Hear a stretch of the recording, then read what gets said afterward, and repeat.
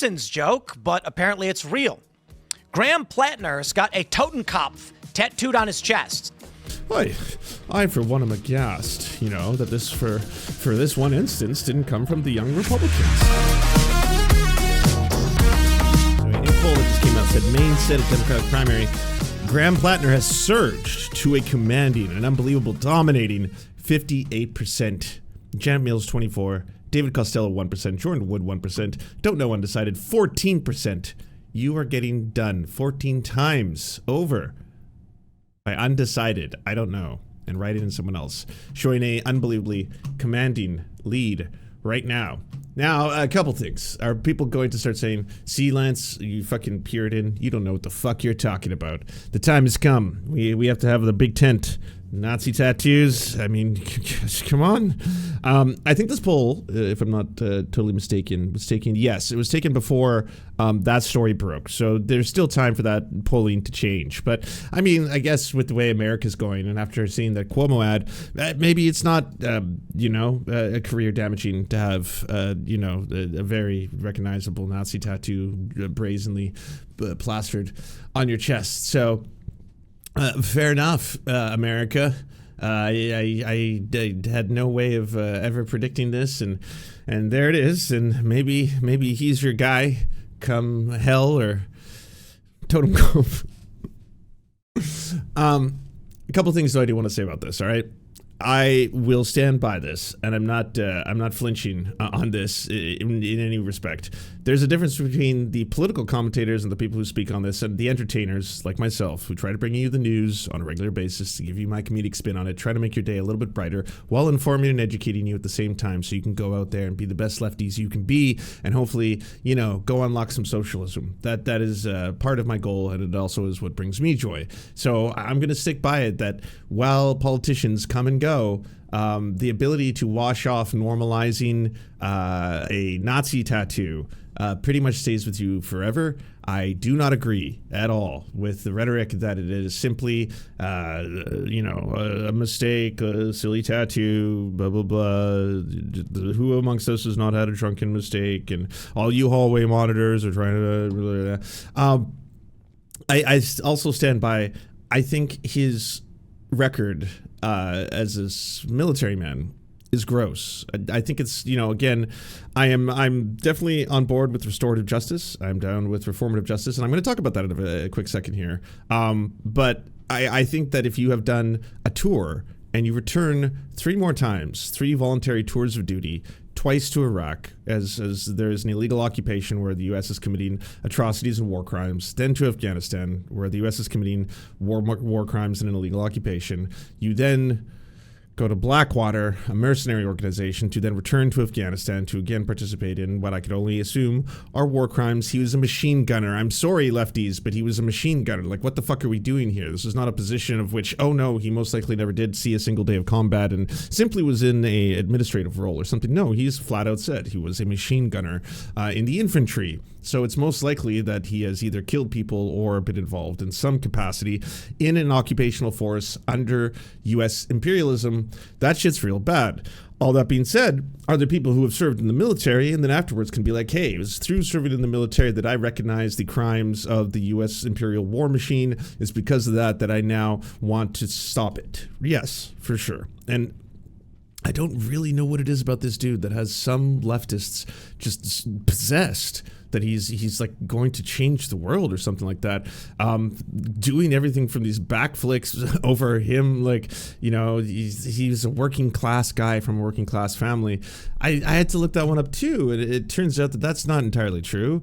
His grandfather was a successful architect. His dad is a lawyer. He went to private school. We don't have to lie about this kind of stuff. All right, we don't have to pretend that things are not what they. Can he advocate for the working class? Absolutely. Right? Can he advocate for battling the billionaires, going after the corporate elites? Can he have a mix of very horrifyingly pro-military Reddit posts where it almost sounds like he's a fucking proud member of the front lines, wanting to straight up kill people, and also do a bunch of commie posting? Sure, people are complex and they can change over time. That part's also true. You can change and your views can change.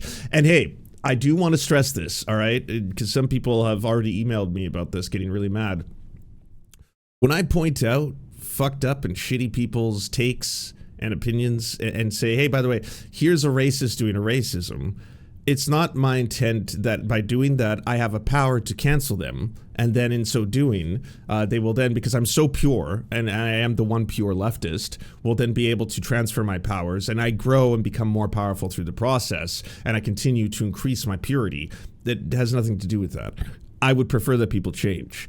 I know it would be a long road to ever undo the damage that he's done, but it would be better for society if Steven Crowder wasn't a racist, transphobic piece of shit. It would be better for society if J.K. Rowling wasn't a Holocaust-denying, transphobic piece of shit. All right. If she tomorrow suddenly, for whatever miraculous reason, you know, if there was education, use Google search or whatever spell needs to be cast, and then all of a sudden she did just a modicum of research and was like, oh shit, I just really didn't understand basic science when it came to this stuff, but I was wrong. And you know what? I have spent a lot of money actively making children's lives very frightening and scaring them, and actually in some cases removing their health care and trying to legislate a group of people out of existence. That was bad, and now I see how the whole thing has parallels to the basically same policies that were done towards the gay community, the same community I pretend to care about. You know, I mean, come on, I gave you a gay Dumbledore. Do I not care? So at this point, I'm now going to be using my resources, my time, and my platform to actively be fighting against the same kind of stuff that I've been espousing. That would be good.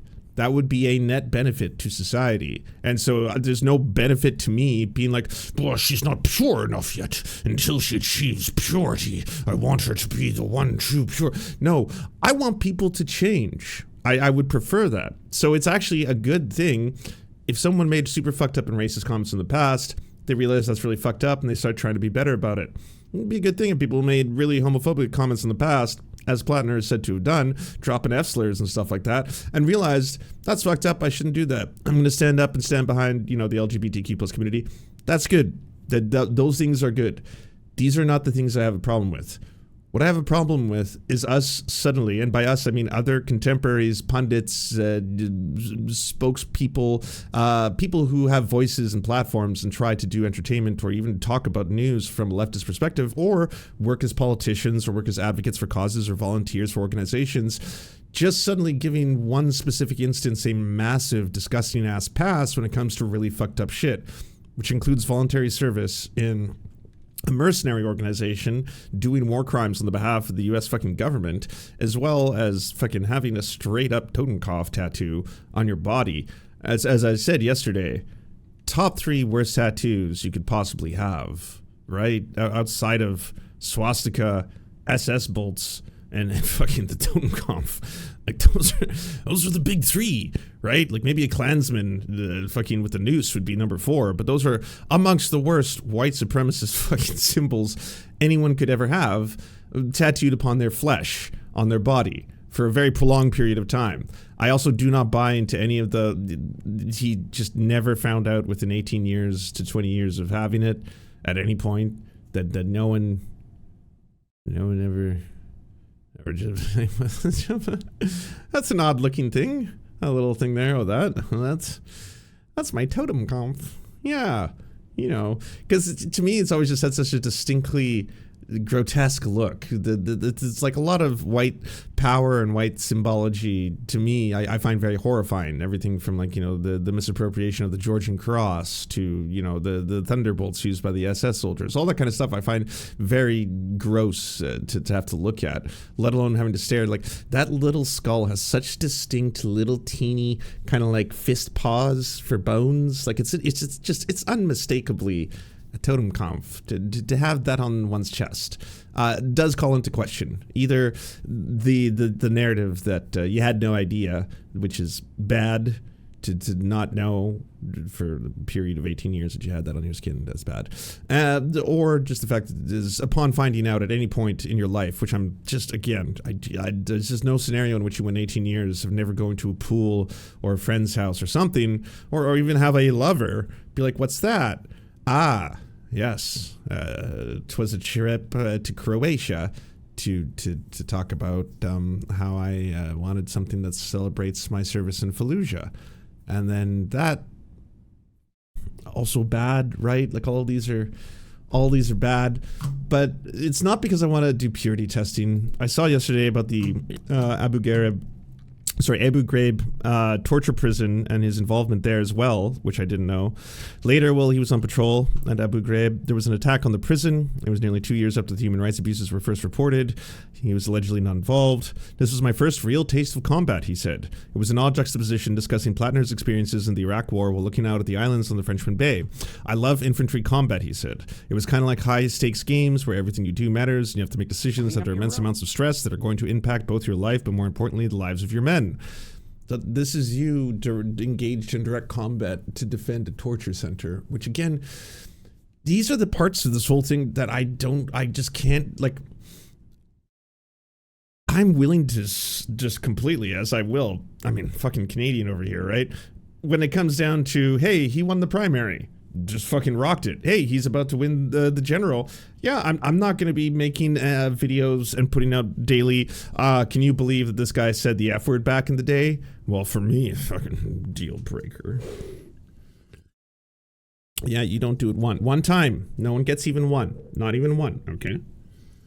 Because I'm the most pure.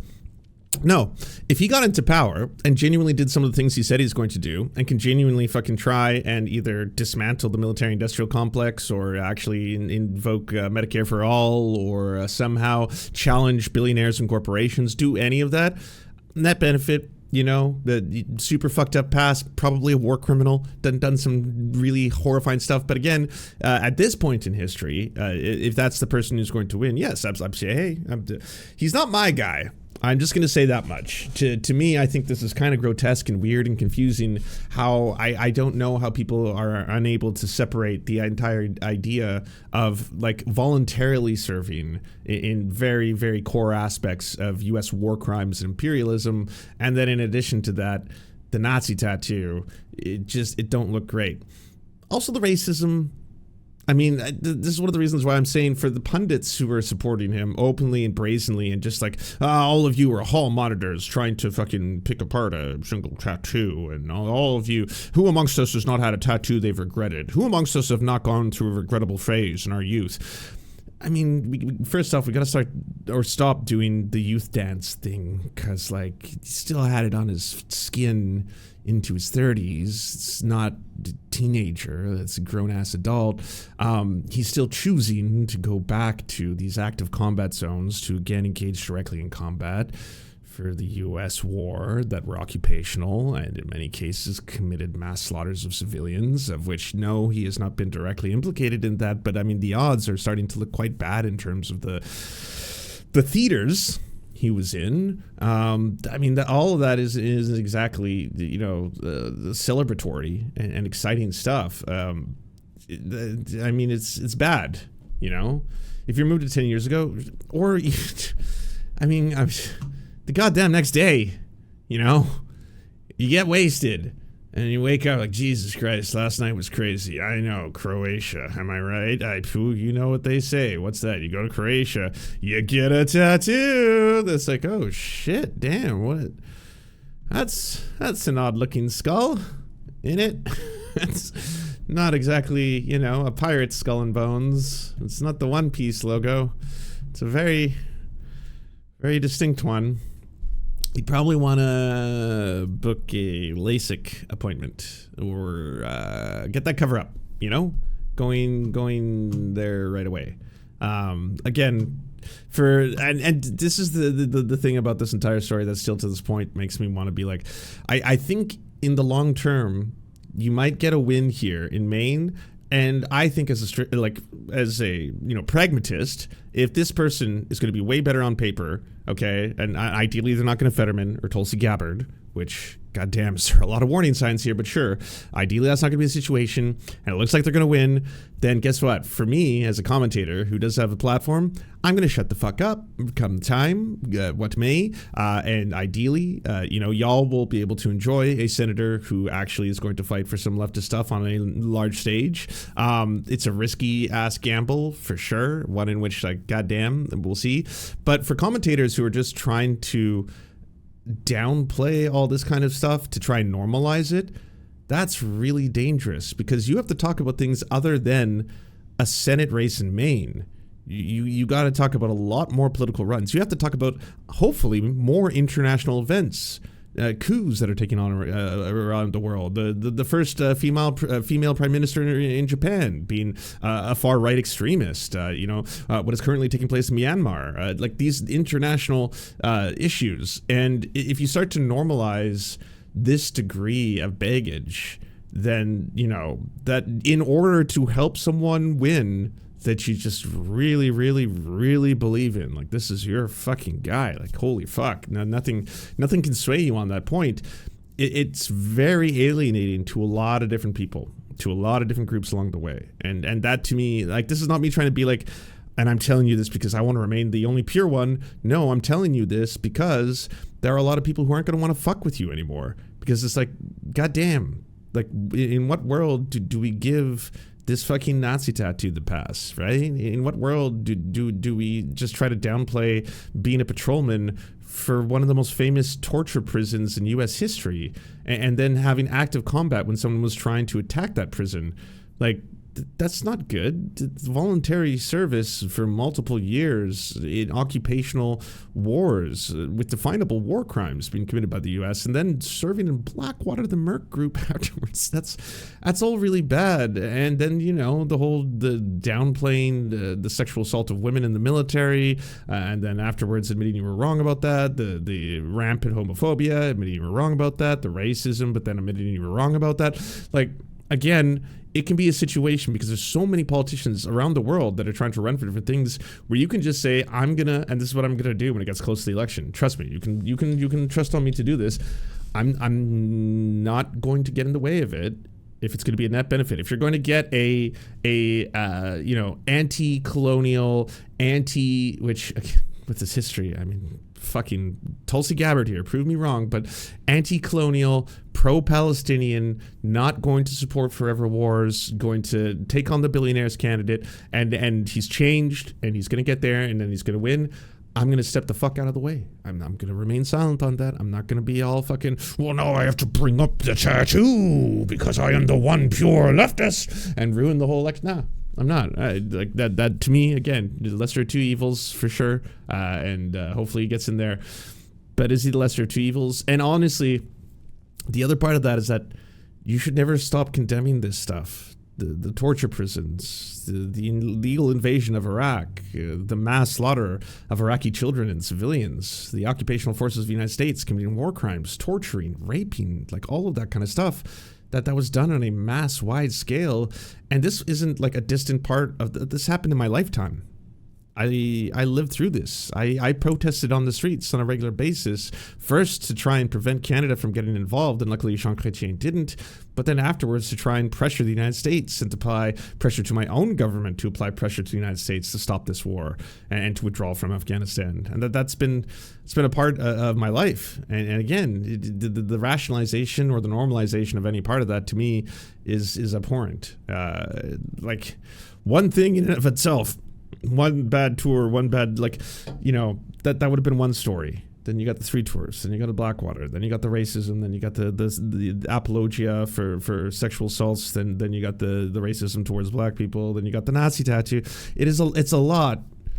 It's a lot to be that excited about, to me, or to at least, I can only assume it's the Chuck Schumer tears. That's how I'm rationalizing it, because on that level, I have sympathy, empathy, and also of mind, right? Like, just to watch Chuck Schumer absolutely fail spectacularly at trying to have a 77-year-old centrist lib piece of shit, pro-APAC, pro-Israel, pro-war, pro-corporate fucking stooge get put in there, assuming yet another free ride is going to go through, and then you got your own soldier boy who comes out of nowhere and and it's just no nonsense, tough talking, fucking, hey, that's our soldier boy.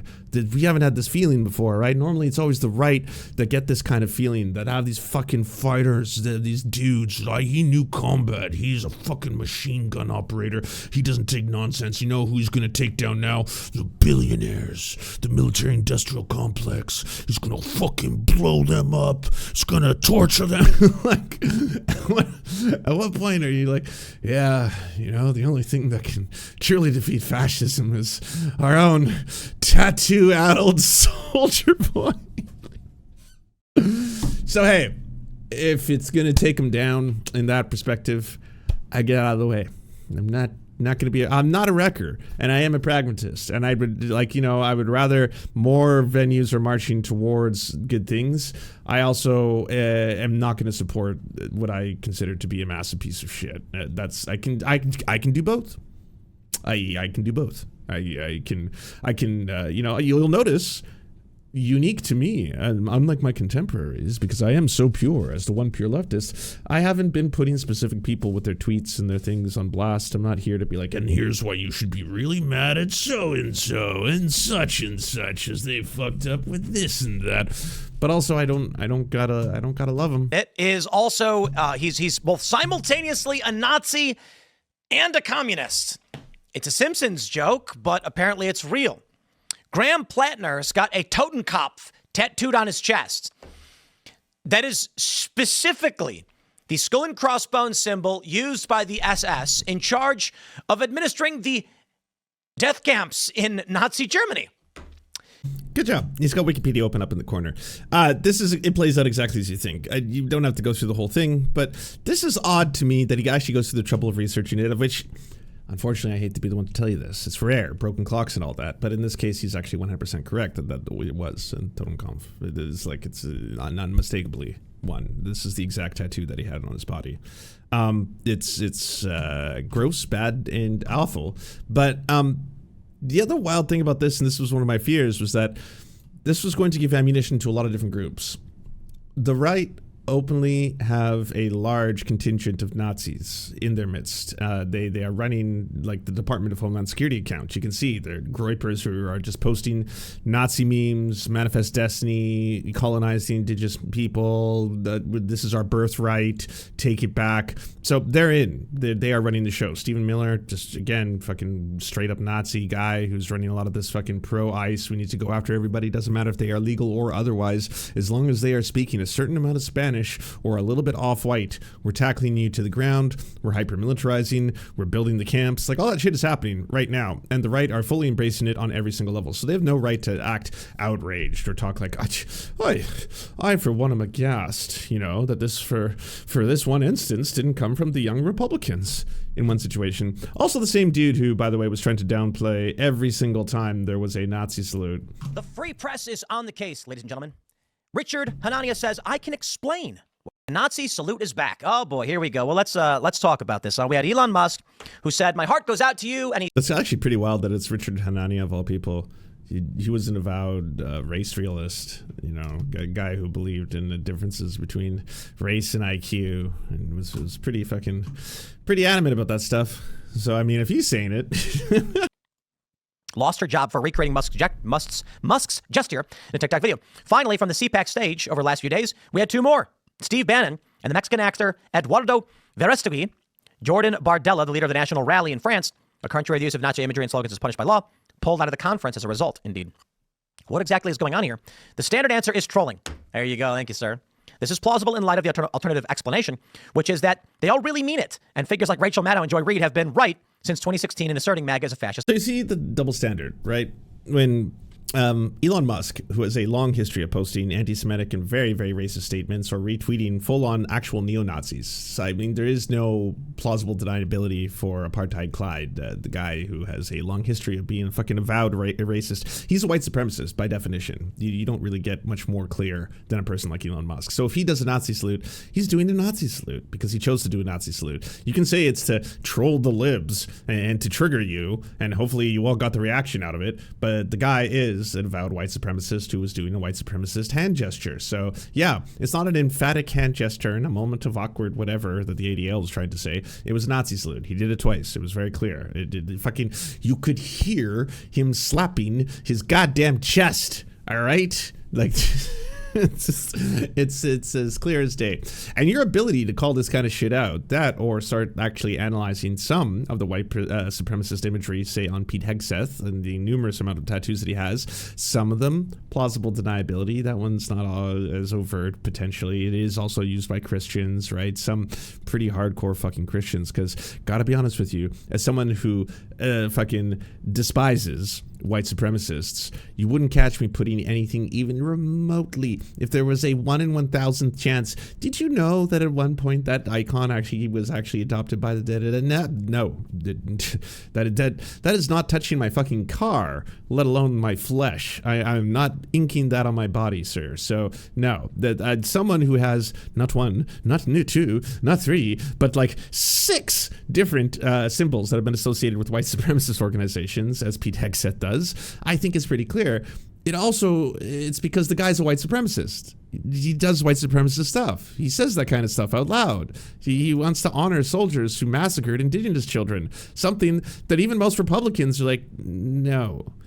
Nah, we've got a weird kind of thing that we consider the Mohawk people to be warriors, and we don't actually fuck with them. I don't think it was a good thing. The battle on Wounded Knee, I'm willing to call it the massacre on Wounded Knee. I don't think we should honor the soldiers. They killed kids, lots of kids. Where's the honor in that? It makes all of us feel gross. We cannot do that one. But it doesn't matter for Pete Hegseth. No, I'm a white supremacist. Killing indigenous babies is good to me. So I want to honor them, give them their medals. The caskets can have the medals, or maybe their families. Oh, they don't want them either. Well, then we'll just throw them in the air, and everyone knows that I like that shit. So again, pretty avowed white supremacist, pretty clear. Don't need to really think too hard about that one. These people are, if it sounds like a Nazi, talks like a Nazi, retweets Nazis, says lots of Nazi shit, and actually spreads Nazi conspiracy theories, most likely Nazis, right? But if you're going to say that in the other case, it's an unfortunate tattoo, drunk, do we even know? I mean, it's probably just a skull. There's lots of odds are if you get a skull in Croatia, it could be any number of things, right? Could be this, could be that. And it's like, no, that's the exact symbol that the SS actually wore. That's a distinct version of that symbol actually used between this period and this period. This one's not up for debate at all. That's 100% totem conf that he got on his body. It's as bad as it gets. It's really quite vile. You should be able to call that out. It doesn't have to be because you're doing purity testing or because of cancellation, but there is just not really a scenario in which the normalization of hatred, vile bigotry, and extremism or Nazism comes to benefit you at any point, even if it's being done in service of, even if you're like, yeah, well, I mean, the alternative sucks. It's better than the other girl in this case, and better than the other situation. What am I to say? Movement. Here you go. Pennsylvania official resigns after mimicking Musk's inauguration salute in TikTok video. Oh, this is just so stupid. We live in a very dumb country. Say what you will about these men, none of them proclaims a Hitlerian worldview. Not long ago, Steve Bannon was taking out a page from Al Sharpton's book denouncing Silicon Valley bosses for not hiring enough blacks and Hispanics, which would make his brand of Nazism quite peculiar. In fact, Steve Bannon is more akin to a early 2000s leftist. I'm not kidding. Steve Bannon would have fit in very well at Occupy Wall Street. I've told him this. They go on to say that... he's also a racist, though. Like, he's openly said racist things. These people are all racists. I think, like, that might be the biggest difference between these two scenarios. Whereas I'm still, obviously, disappointed, to see people whom I have deep respect for, going this far to bat over this issue. The underlying principle to me is that I want people to change. I want them to get better, and I want them to be better because it makes the world better. The more love we can spread out and the more we can exterminate and extinguish hate, the better the planet will be. So it is a net benefit to have people who are like, yeah, what I said was bad. Those women were sexually assaulted. I shouldn't have victim blamed them. Yep, what I said was racist. That statement about black people is a very racist statement. I shouldn't have said it. Yep, what I said was homophobic. I definitely should not use that slur. It's derogatory. It's dehumanizing, and it has no place in civilized society. That was wrong. And I'm not even saying this from you need to apologize. And if you don't apologize, if you haven't done the proper contrition, I want to see the cat o' nine tails, all right? I want to see you fucking smacking your back and your balls as hard as possible, just like that scene in James Bond, all right? I want to fucking hear the smack. No, it's more just like, it's better if people are going to work towards making the world a better place. Restorative justice. I think the principle could be good, and I think it is an important thing that people should do. So I'm not, unlike the right thinks about I gotcha. I got it. He almost said it. He almost said the bad word. We got him. We're going to take him down. That stuff doesn't work. There is no scenario in which I could present. Like the other day, just looking up what the Quartering's into these days, he is just full-blown white supremacist channel. So it's indistinguishable. Large black woman destroys pizza joint. Violent black woman arrested. Outrage ensues. Apparently she has fangs. Don't know if that was an edit. It's black people. I'll get banned for this video. Mick, get the heck out. McDonald's has black fatigue. So I can point this all out to you. I can be like, yeah, the guy's a fucking Nazi. This racist-ass Nazi. It's not going to get his channels taken down. It's not going to get him canceled. It's not going to do any of that. I would hope, though, that people can recognize it for what it is, and you don't let your kids watch the Quartering because he's got a video on video games, or he's got a video on a movie. I was just looking up Marvel film reviews. I came across this guy called The Quartering. Not totally sure what he's about. Well, you might go down a path of radicalization then. You might start watching more and more videos by him, and before you know it, you've formed a relationship, a parasocial one. By the way, just so we're clear, that's not what black fatigue is. They've, once again, the far right has reappropriated a term, created by black people to describe the feelings of fatigue that come from racial oppression, economic oppression, systemic oppression, and they've reappropriated it to mean people I don't like, I am now tired of. That's because that's what they do. So thank you so much to our patrons for making this show possible. We could not fund it without you. And if you want to join, please check out patreon.com/theserfs to unlock bonus episodes, uncensored content, and all the good stuff.